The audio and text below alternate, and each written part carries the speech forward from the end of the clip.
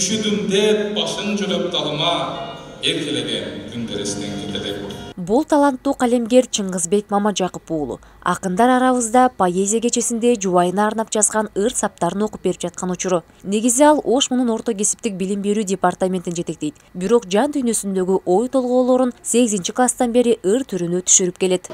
Негизги кесиптен сырткары ошол маанай жакшы болгон учурда, же тескерисинче маанай чөккөн учурда ушундай бир ыллар келип, эргүү деп коет. Ошол келип ыллар жазып жүрчүбүз. Өзү негизи атам ыр жазчу. Атамдын ырлары ушу гезитке жарыяланып, ошодон улам бир өткөн болсо керек дейм. 8-класстан бери ыр жазып келебиз, бирок такай бул үстүнөн эмес, негизи жанагы кол бошогондо, жанагыдай бир жакшы учурларда жазылып калат ырлар. Бир 100гө жакын ырлар бар. Эми Кудай буйрса алардын баарын ылгап, тергеп, жакшы бир күчтүү акындарга көрсөтүп, бир китеп кылып чыгарсак бул окуу жылында, ошону бир дагы бир ыр ишкыбоздоруна сунуштасак деген оюбуз бар. Акындар арабызда поэзия кечеси 17-октябрда Ош мууда өттү. Ыр жазган окутуучулардын башын бириктерген иш-чараны Жигер чыгармачыл жаштар борбору ачып берди. Дүйнөнү каратамын, дүйнөнү тегеретем. Бул күнү атуулдук, лирикалык чыгармалар жаңырды. Саамалык ыр жазып, бирок ачыкка чыкпай жүргөн окутуучуларга чоң мүмкүнчүлүк жаратты. Жээгинде калдым нөшөрдүн, жүдөйм деп көшөрдүм.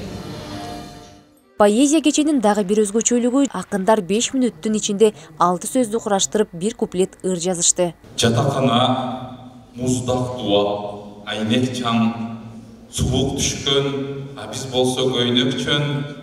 Поэзия кечесин университет Жигер чыгармачылык жаштар борбору менен биргеликте демилгелеген. Уюштуруучулардын айтымында мындай саамалыктар акындар чөйрөсүн бекемдеп, жашырылган таланттарды жалпыга таанутуу максатында колго алынды. Бир жылдары менин эсимде бул жерге ыр жазган ага эжекелерден чакырып, ушундай жашырылган таланттарды университетте бир поэзия кече болгон эле да.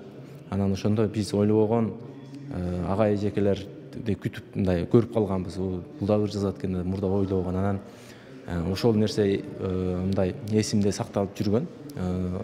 Анан былтыркы жылы ыр жазган агайларды мындай издеп көрөлүчү, кимдер ыр жазат экен деп маалымат жыйнап баштадык. Карасак бир топ эле 10дон ашык биз күтпөгөн ага эжекелер ыр жазат экен да.